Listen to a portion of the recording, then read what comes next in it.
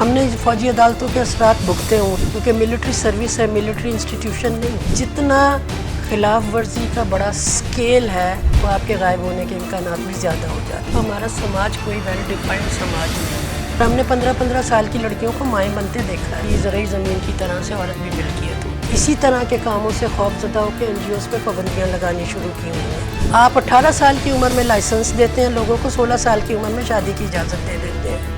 آپ کو اجرت پوری ملے، مجھے آدھی ملے۔ ہمارا نظام انصاف بہت پیچیدہ، تکلیف دہ اور کاسٹلی ہے۔ وراثت میں حصہ بھی آدھا ملے کہ ایک ہی گھر میں پیدا ہونے والی اولاد میں اتنا فرق کیوں؟ جب گھر میں آپ لڑ رہے ہوتے ہیں تو آپ زیادہ جلدی تھک جاتے ہیں۔ میرا نام تنویر جہاں ہے تو مجھے اس اندھیرے کو ختم کرنا ہے۔ جی، میرا نام تنویر جہاں ہے۔ میں پاکستان میں کوئی گزشتہ 35 سالوں سے عورتوں کے حقوق، بچوں کے حقوق، مزدوروں کے حقوق، اقلیتوں کے حقوق کے لیے کام کر رہی ہوں۔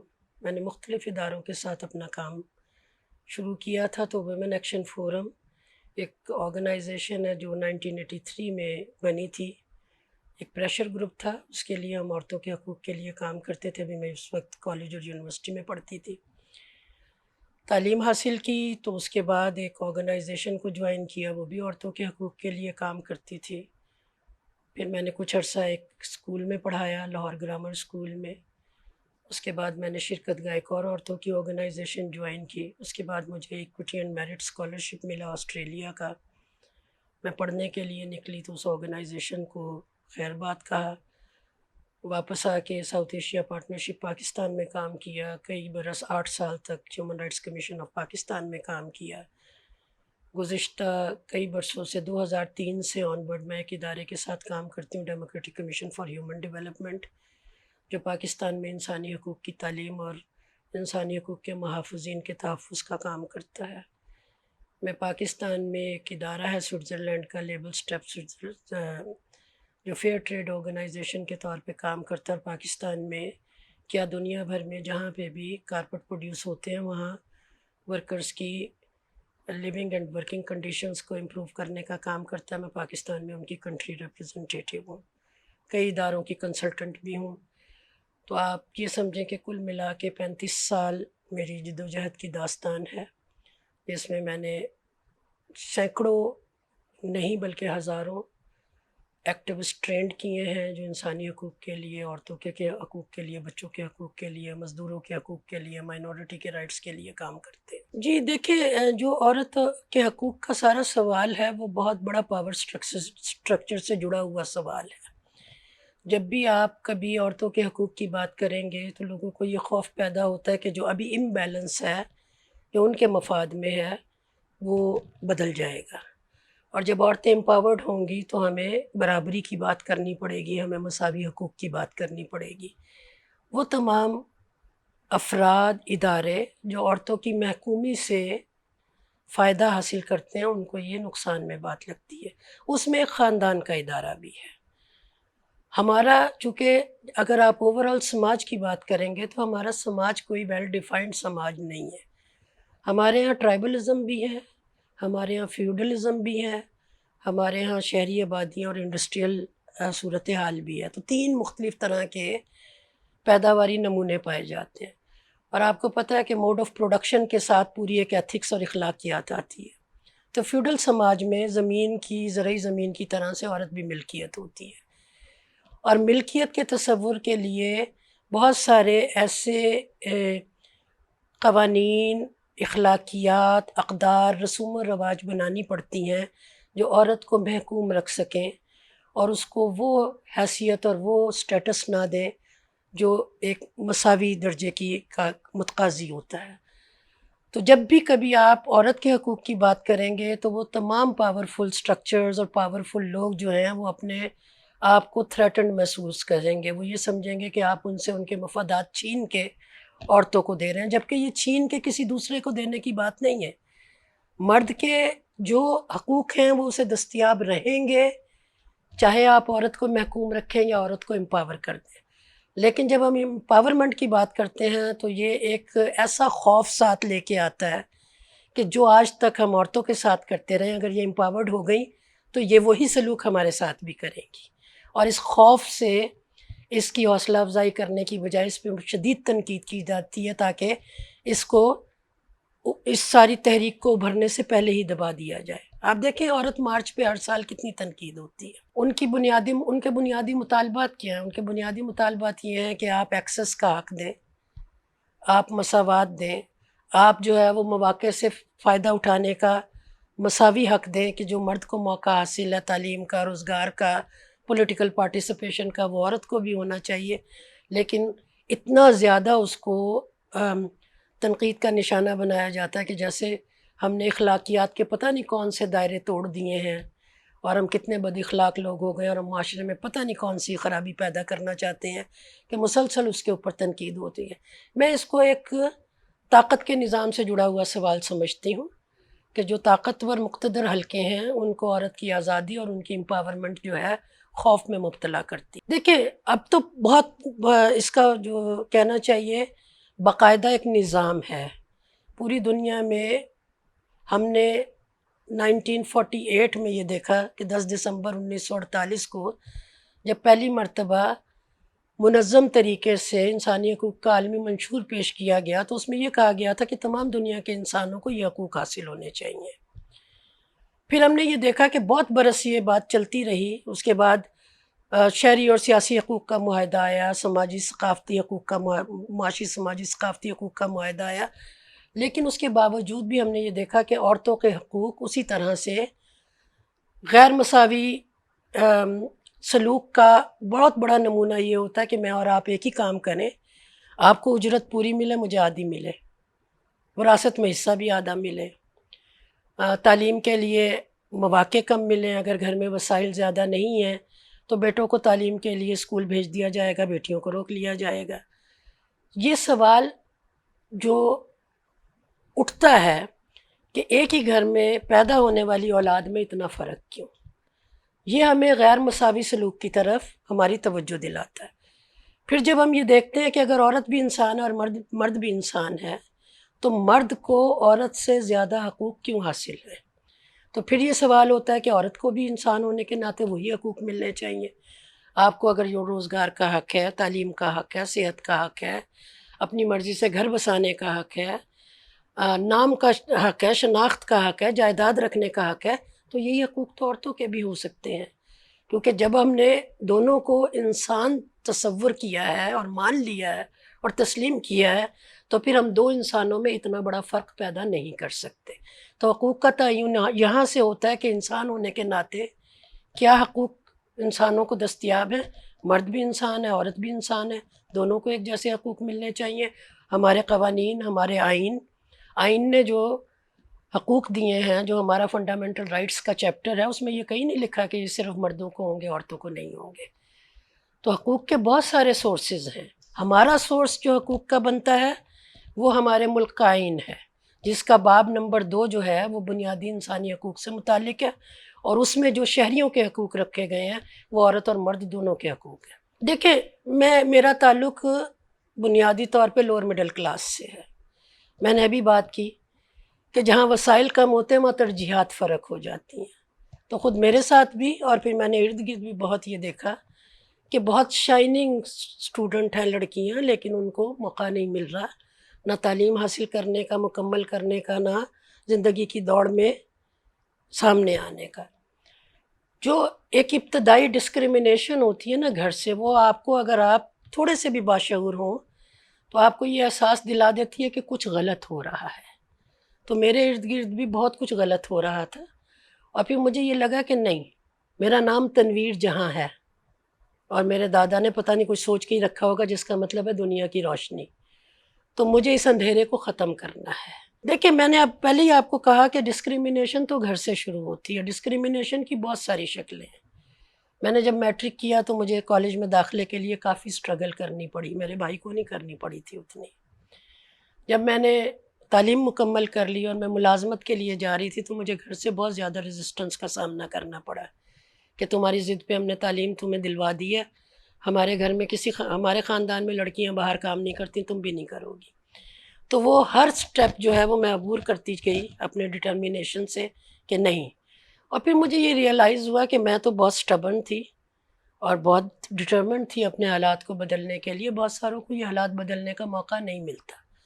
تو آئی ول بی فیسیلیٹیٹنگ دیم. اور پھر میں نے خاندان کے تمام خواتین کو فیسیلیٹیٹ کیا، میرے ساتھ کام کرنے والی لڑکیوں کو امپاورڈ کیا، میرے اپنے گھر میں جو رہتی ہیں ان کو امپاورڈ کیا. تو یہ تھا کہ نہیں، ہر ایک کے اندر اتنی جرت، اتنی ہمت، اتنا حوصلہ نہیں ہوتا. گھر کی لڑائی بہت مشکل لڑائی ہوتی ہے، باہر کی لڑائی آسان ہوتی ہے. تو جب گھر میں آپ لڑ رہے ہوتے ہیں تو آپ زیادہ جلدی تھک جاتے ہیں. تو مجھے یہ تھا کہ مجھے ان سب کا کو حوصلہ بھی دینا ہے، فیسیلیٹیٹ بھی کرنا ہے، اور اس مشکل سے باہر بھی نکالنا، تاکہ یہ ایک خود مختار زندگی بسر کر سکیں. اور وہی ایک خواہش تھی جس نے پھر ہر جگہ پہ اپنا حصہ ڈالنے کے حوالے سے، چاہے بچوں کو کمزور دیکھا، مائنورٹیز کو کمزور دیکھا، مزدوروں کو آجروں کے مقابلے میں کمزور دیکھا. تو جو کمزور طبقہ اپنے حقوق کی لڑائی لڑ رہا تھا، مجھے لگتا تھا کہ مجھے ان کا ساتھی اور مددگار بننے کی ضرورت ہے. دیکھیں بہت سارا ہے. ابھی میں جب آپ نے انٹرویو کی بات کی تو میں تھوڑا سا ریسرچ کر رہی تھی. پاکستان میں ایک محتاط اندازے کے مطابق 2.28 کروڑ بچے اس قانون کے باوجود اسکولوں سے باہر ہیں جو ہم نے 2014 میں منظور کر لیا. 2010 میں ہم نے بچوں کے تعلیم کے حق کو 25A کو تسلیم کیا تھا کہ 5 سال سے 16 سال تک کے تمام بچوں کی مفت اور لازمی تعلیم ریاست کی ذمہ داری ہے. اس کو تسلیم کرنے کے باوجود 13 سال ہو گئے ہیں اس حق کو تسلیم کیے ہوئے. 2.28 کروڑ بچے اسکولوں سے باہر ہیں. ان میں زیادہ تعداد لڑکیوں کی ہے، یعنی سب سے زیادہ لڑکیاں بلوچستان میں باہر ہیں، 78% نہیں جاتی. ایون پنجاب جو کہ ہمیں ریلیٹیولی زیادہ بہتر صوبہ نظر آتا ہے وسائل کے اعتبار سے، اس میں بھی 29.3% جو لڑکیاں ہیں وہ اسکول نہیں جاتی. اس کا مطلب یہ ہے کہ 30% بچے، 1/3 ابھی بھی جب بڑے ہوں گے تو نہ ان کے پاس تعلیم ہوگی، نہ ہنر ہوگا، نہ روزگار ہوگا اس طرح کا. تو ایک مائل سٹون تو یہ ہے کہ ہم نے ابھی تک جو ہے وہ تعلیم میں جینڈر پیرٹی جو ہے وہ اچیو نہیں کی ہے. پھر ہم آ جاتے ہیں لیبر فورس پارٹیسپیشن میں. جب آپ کمائیں گے تو آپ اپنی مرضی کے فیصلے کر سکیں گے. کمانے کے اعتبار سے بھی اگر ہم جو ہے وہ یہ دیکھیں تو ہماری 2018 میں جو سروے ہوا تھا اس کے مطابق یہ ہر سال یونائٹڈ نیشن ایک جینڈر گیپ رپورٹ پیش کرتا ہے. 2022 کی جو جینڈر گیپ رپورٹ تھی اس کے مطابق پاکستان کا 156 ملکوں میں سے 145واں درجہ ہے اکنامک پارٹیسپیشن آف ویمن کے حوالے سے، کہ معاشی سرگرمی میں جو عورتیں شامل ہیں. اور جو معاشی سرگرمی پاکستان میں ہم دیکھتے ہیں تو وہ ٹوٹل 25% عورتیں ہیں جو لیبر فورس پارٹیسپیشن کا حصہ ہیں، 1/4 بنتا ہے. 1/4% عورتیں ہیں جو کسی معاشی سرگرمی میں حصہ لیتی ہیں. 3 حصے نہیں لیتی. جب وہ 3 حصے نہیں لیتی تو اس کا کیا نتیجہ ہوتا ہے؟ آپ کے ہاں جو ہے وہ چائلڈ لیبر بڑھ جاتی ہے. جہاں ماں کام کرتی ہیں وہ بچے کام نہیں کرتے، بچے اسکول جاتے ہیں. جہاں ماں کام نہیں کرتی وہاں پہ بچے کام کر رہے ہوتے ہیں. تو چائلڈ لیبر ایک بہت بڑا ایشو ہے، اس کے اوپر کسی اور وقت بات کریں گے، وہ بڑھ جاتا ہے. پھر ہم یہ دیکھتے ہیں کہ جو ایجوکیشنل اٹینمنٹ ہے، یعنی تعلیم کے معاملے میں جینڈر گیپ رپورٹ ہمیں یہ بتاتی ہے کہ 156 ملکوں میں ہمارا درجہ 135واں ہے. ہیلتھ اور سروائیول کے جو معاملات ہیں اس میں 143واں ہے 156 میں سے. پولیٹیکل پارٹیسپیشن کے حوالے سے 156 میں سے 95 ہے. ریلیٹیولی تھوڑا سا بہتر ہمارا معاملہ ہوا ہے پچھلے عرصے میں، جو ریزرو سیٹ اور جنرل اسمبلی سے بھی آنا شروع ہوئے. تو یہ وہ ساری چیزیں ہیں کہ اگر ہم آبادی کا آدھا حصہ ہیں تو ان سب کا آدھا تو ہمارا بھی ہونا چاہیے تھا نا، وہ نہیں نظر آ رہا. تو جب تک یہ جینڈر گیپ پورا برج نہیں ہوتا، ہم سمجھتے ہیں کہ ویمن امپاورمنٹ کا خواب پورا نہیں ہو سکتا. اور یہ بہت ہی سوچی سمجھی رائے ہے. دنیا میں اکانومسٹ نے بہت سارا اس پہ کام کیا، اور وہ یہ کہتے ہیں کہ خود پاکستان میں بھی اگر ہم لیبر فورس پارٹیسپیشن کو 100% کر دیں، مردوں اور عورتوں کا برابر کر دیں، جتنے مردوں کی پارٹیسپیشن اتنی عورتوں کی کر دیں، تو اکانومسٹ یہ کہتے ہیں 2025 تک جو ہے، جو ہمارا GDP ہے پاکستان کا، وہ काफ़ी हद तक इम्प्रूव हो जाएगा, क्योंकि इस वक्त जो है वो औरतों की उसमें पार्टिसिपेशन नहीं है। एक बिज़नेस के हवाले से सिर्फ 8% औरतें हैं जो स्मॉल और मीडियम एंटरप्राइज को ओन करती हैं। लैंड होल्डिंग इससे भी कम है, यानी जितनी औरतें ज़रई ज़मीन की या दीगर ज़मीन की के मालकाना हकूक़ हैं वो पाकिस्तान में 102% जो है वो औरतों के पास है। कि मज़हब के सवाल को तो मैं और आप हैंडल ही नहीं कर सकते, वो तो जो कह दिया गया है वो कह दिया गया है। जो बेहतर किया जा सकता है वो हमारी पॉलिसीज़ हैं, हमारे क़वानीन हैं और हमारी प्रैक्टिसेस हैं। इसमें मुआशरा और रियासत दोनों बराबर की शरीक हैं। मुआशरा इस लिहाज से, जैसे मैंने पहले कहा, हमारी बहुत सारी रवायात फ्यूडल हैं, हमारी बहुत सारी रवायात ट्राइबल हैं जो बहुत ज़्यादा एंटाई वेमन हैं, और औरत मुखालिफ रस्म व रिवाज बहुत हैं। अभी भी हमारे यहाँ खून के बदले के, हालांकि कानून ने ये कह दिया कि आप जो है वो खून के बदले औरत नहीं दे सकते, लेकिन आपने सैकड़ों जरगों के फ़ैसले सुने होंगे, अभी भी वो वन्नी और सवारा की रस्म मौजूद है। और आपको पता है कि जब वो दे दी जाती है तो फिर उनका स्टेटस क्या होता है। बाप जो है वो कर्ज़ा ले लेता है, नतीजे में एक बहुत ही बूढ़े से बंदे के साथ बेटी की शादी कर देता है। तो ये माशरे का कसूर है। रियासत का कसूर ये है कि उन्होंने क़वानीन ज़रूर बनाए हैं, मसलन हमारे यहाँ 16 साल से कम उम्र की बच्ची की शादी नहीं हो सकती, लेकिन प्रैक्टिस जारी है। तो हम अपने क़वानीन की इम्प्लीमेंटेशन को उतना मुअस्सर नहीं बना रहे कि उससे आम औरत को फ़ायदा हो सके। हमारा निज़ाम इंसाफ बहुत पेचीदा, तकलीफ़ दे और कॉस्टली है, और औरतें उसको नहीं अवेल करती। अभी भी अगर आप देखें, हमारे यहाँ जो है वो डोमेस्टिक लेबर में बच्चियों के हवाले से हमने बहुत शोर मचाया कि 16 साल से कम उम्र की बच्ची को किसी के घर मुलाजमत नहीं रखना चाहिए, क्योंकि वो अपना तहफ़्फ़ुज़ नहीं कर सकती। आप 18 साल की उम्र में लाइसेंस देते हैं लोगों को, 16 साल की उम्र में शादी की इजाज़त दे देते हैं, 18 साल की उम्र में ID कार्ड देते हैं, क्योंकि आप समझते हैं कि बालिग उस वक्त होता है। जी बिल्कुल कर सकते हैं। देखें, जिस वक्त ये कहा गया था बलूगत, उस वक्त अभी ना तो साइंस इतनी डेवलप्ड थी और ना माहौल इस तरह का था कि अब आप देखें फ़ास्ट फूड और बहुत सारी चीज़ें खा के बच्चियाँ बहुत जल्दी बालिग हो जाती हैं।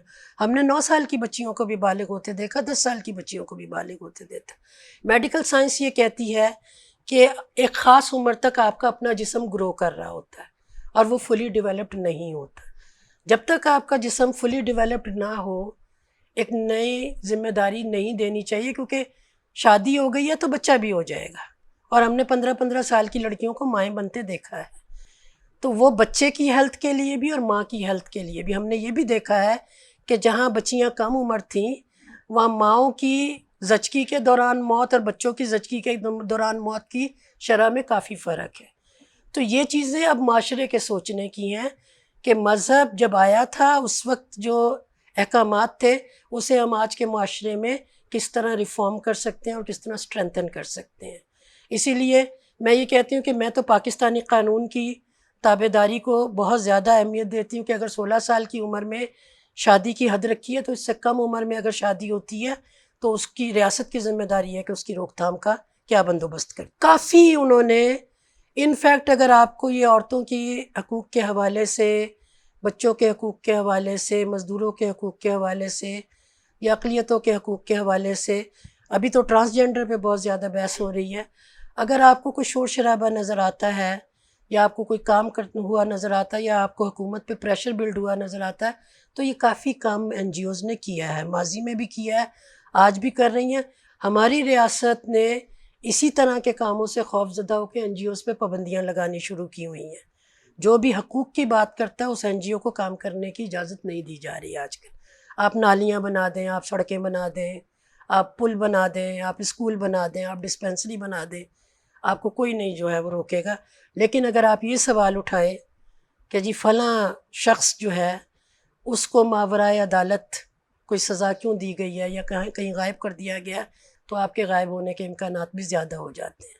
तो राइट्स की एडवोकेसी करने वाली ऑर्गेनाइजेशन इस वक्त काफ़ी मुश्किल का शिकार है। देखिए, वो एक दिन जो है वो तो सबके इकट्ठे होने का दिन है ना, क्योंकि वो इंटरनेशनल वुमेंस डे है, सारी ऑर्गेनाइजेशन होगी, लेकिन बहुत सारी ऑर्गेनाइजेशन के काम से आप वाकिफ़ नहीं हैं। آرگنائزیشنز ریاستیں نہیں ہوتی، ان کے بہت محدود دائرہ کار ہوتے ہیں. کوئی اگر سندھ میں کام کر رہی ہے تو پنجاب میں آپ کو اس کا نہیں پتہ چلے گا، کیونکہ ان کا ڈومین وہ ہے. کچھ لوگوں کو عدالتی اگر ریلیف دے رہے ہیں تو وہ آپ کو سڑکوں پہ نظر نہیں آئیں گے. تو آرگنائزیشنز کا بہت محدود دائرہ کار ہوتا ہے. 8 مارچ کو وہ اس لیے اکٹھے ہو جاتے ہیں کہ ہر کوئی اپنی آواز شامل کرتا ہے اس دن، کہ ہم ان حقوق کے حوالے سے ہماری آواز بھی شامل ہے. لیکن درجنوں کام ایسے ہیں جو خواتین کی تنظیمیں کر رہی ہیں. لیگل ایڈ کا کام ہے، لوگوں کو کی صلاحیتیں بہتر کر کے روزگار کے مواقع تک لنک کرنے کا کام ہے. ایگریکلچر ویمن کے لینڈ رائٹس کی بات ہے. وائلنس اگینسٹ ویمن پہ بہت ساری اس طرح کی باتیں ہیں. یہ جو زچہ اور بچہ کی صحت کے معاملات ہیں، بہت سارا کام تنظیمیں کر رہی ہیں. لیکن جیسے میں نے کہا، تنظیمیں ریاستیں نہیں ہیں. جو ریاست کی ذمہ داری ہے وہ ریاست کو ہی نبھانی چاہیے. بالکل ہیں، فری لیگل ایڈ فراہم کرتی ہیں بہت سا، اور کلیکٹیو وائس جو ہے وہ بلند کرتی ہیں. اب تو خیر ریاست نے اپنے کمیشن بھی بنائے ہوئے ہیں، ویمنس کمیشن، اس تک بھی جو ہے وہ داد رسی ہے. لیکن جتنا خلاف ورزی کا بڑا سکیل ہے اتنا بڑا رسپانس نہیں ہے ابھی بھی.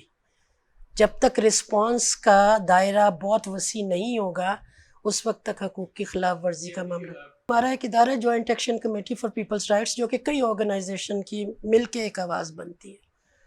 ہماری کلیکٹیو میٹنگ میں یہ ڈیسائیڈ ہوا تھا، اور ہم نے آئی جی پولیس کو بھی لکھا تھا کہ ہم ان عورتوں کو ملنا چاہتے ہیں جو تحریک انصاف کی عورتیں آپ نے پکڑی ہیں.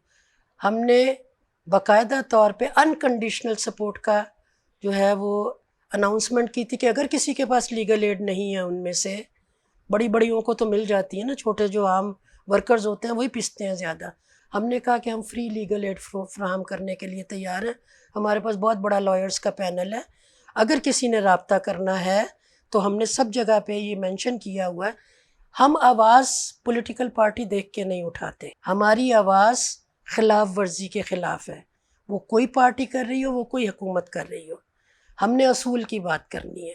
اصول کی خلاف ورزی چاہے عمران خان کی حکومت کر رہی ہو، نواز شریف کی حکومت کر رہی ہو، شہباز کی کر رہی ہو، پی ڈی ایم کی کر رہی ہو، پیپلز پارٹی کر رہی ہو، جماعت اسلامی کر رہی ہو، ہم نے اصول کی خلاف ورزی پہ بولنا ہے.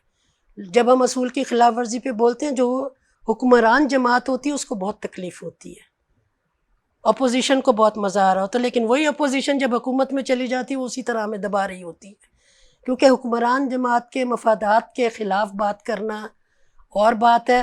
اپوزیشن میں جب آپ کسی کے خلاف بات کریں گے تو وہ حکومت پہ جائے گا نا، اور وہ اپوزیشن کو اس پہ سپورٹ مل رہی ہوتی ہے. ہم تو سپورٹ ہر ایک کو ایکسٹینڈ کرتے ہیں. ہماری سپورٹ کو منوپولیٹ کر لیا جاتا ہے کہ جی یہ فلاں کے حق میں نہیں بول رہے. ہم نے ہمیشہ ماورائے عدالت قتل کی مخالفت کی ہے. ہم نے مسنگ پرسنز کے خلاف آوازیں اٹھائی ہیں، اور خود بھی مسنگ ہوئے ہیں بہت سے لوگ. ہم نے ٹرانسجینڈر کی بات کی ہے، ہم نے عورتوں کے حقوق پہ بات کی، ہم نے وائلنس اگینسٹ ویمن پہ بات کی، ہم نے یہ جو زبردستی مذہب تبدیل کروا کے نکاح پڑھوانے والا فورسڈ کنورژنس کی بات کی ہے. ہم بات کرتے ہیں کہ انسانوں کے حقوق کی کیا خلاف ورزی ہو رہی ہے. دیکھیں، وہ تو جہاں پہ بھی آپ کوئی بھی فورس کا غلط استعمال کریں گے وہ زیادتی کے زمرے میں آتا ہے، چاہے وہ اس آپریشن میں ہو، ضرب عضب میں ہو، یا کسی چیز میں ہو.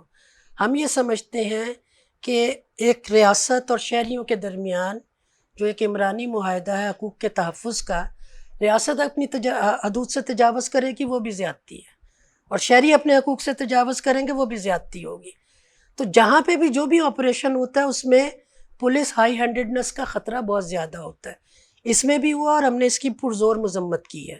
ہمیشہ ہوا، اور ہم ہمیشہ مذمت کرتے ہیں کہ ریاست کو شہریوں کے ساتھ جبر کے اعلیٰ کار کے طور پہ کام نہیں کرنا چاہیے، ایز اے فیسیلیٹیٹر کام کرنا چاہیے جس میں ان کے حقوق کے تحفظ کی بات ہو رہی ہو. بالکل کی ہے.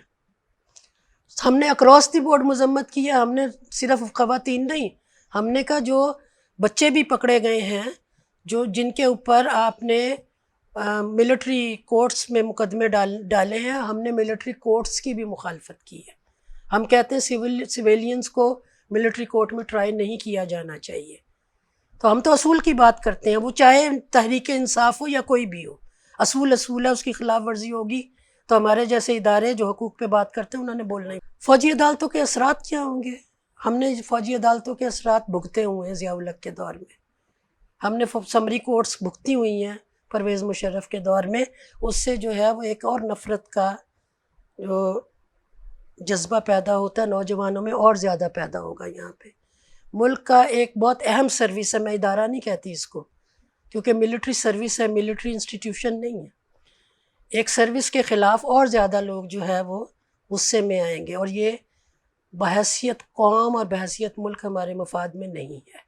ہم نے فوجی عدالتوں کے اثرات بھگتے ہوں کیونکہ ملٹری سروس ہے، ملٹری انسٹیٹیوشن نہیں ہے۔ جتنا خلاف ورزی کا بڑا سکیل ہے وہ آپ کے غائب ہونے کے امکانات بھی زیادہ ہو جاتے ہیں۔ ہمارا سماج کوئی ویل ڈیفائنڈ سماج نہیں ہے۔ ہم نے 15 سال کی لڑکیوں کو مائیں بنتے دیکھا ہے۔ یہ زرعی زمین کی طرح سے عورت بھی ملکیت ہو۔ اسی طرح کے کاموں سے خوف زدہ ہو کے NGOs پہ پابندیاں لگانی شروع کی ہوئی ہیں۔ آپ 18 سال کی عمر میں لائسنس دیتے ہیں لوگوں کو، 16 سال کی عمر میں شادی کی اجازت دے دیتے ہیں۔ آپ کو اجرت پوری ملے، مجھے آدھی ملے۔ ہمارا نظام انصاف بہت پیچیدہ، تکلیف دہ اور کاسٹلی ہے۔ وراثت میں حصہ بھی آدھا ملے کہ ایک ہی گھر میں پیدا ہونے والی اولاد میں اتنا فرق کیوں؟ جب گھر میں آپ لڑ رہے ہوتے ہیں تو آپ زیادہ جلدی تھک جاتے ہیں۔ میرا نام تنویر جہاں ہے تو مجھے اس اندھیرے کو ختم کرنا ہے۔